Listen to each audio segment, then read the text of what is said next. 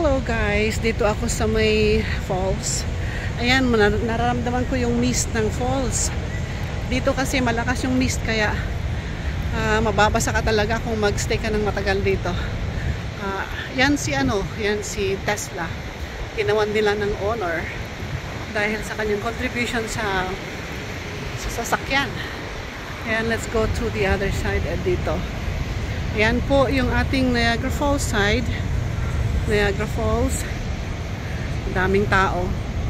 Every year ay 12 million ang nagbabakasyon dito sa Niagara Falls. According to the census, maraming tao pumupunta dito.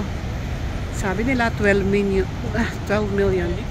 And guys, dami mapupuno pa yan talaga pagka yung hindi masyadong maaraw. Siya random lang siya talaga. Pag dumadaan ako dito, grabe, punong-puno yan. Yan. Nilagyan nila ng barricade yan. Dati, open yan Kaso lang may nangyari yata. Kaya, nilagyan na nila para walang aksidente.